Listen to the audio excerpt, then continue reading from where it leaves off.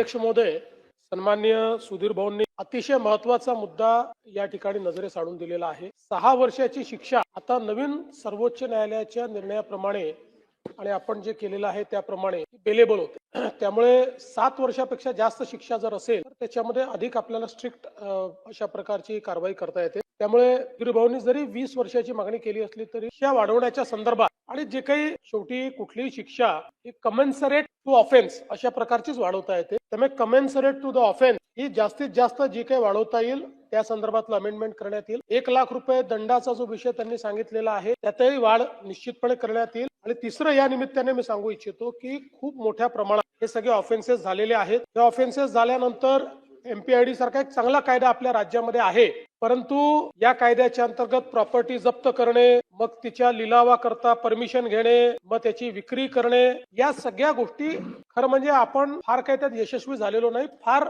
कमी आपण त्यात यशस्वी झालो आहे। आणि म्हणून राज्य सरकार या संदर्भात एक स्पेशल व्यवस्था उभी करेल की ज्या व्यवस्थेमध्ये काही आपण फायनान्शियल एक्सपर्ट्सला घेऊ, काही आपण त्याच्यामध्ये आवश्यकता पडली तर आउटसोर्सिंगच्या माध्यमातून एखाद्या प्रॉपर्टीचं व्हॅल्युएशन करणारी यंत्रणा त्याच्यामध्ये घेऊ, अशी एक कंप्लीट व्यवस्था ही राज्य सरकार तयार करेल की ज्याच्यामध्ये अशा प्रकारचा गुन्हा दाखल झाल्यानंतर प्रॉसिक्युशनला किंवा पोलिसांना असिस्ट करण्याकरता ही व्यवस्था त्या ठिकाणी असेल, जी कमीत कमी वेळेत प्रॉपर्टीज आयडेंटिफाय करणे, त्या प्रॉपर्टीचं व्हॅल्युएशन करणे आणि त्याची पुढची प्रक्रिया करणे यामध्ये आणि नंतर विक्री करणे, या सगळ्या गोष्टींमध्ये ती पोलिसांना मदत करेल अशा प्रकारची एक व्यवस्था राज्य सरकार उभी करेल।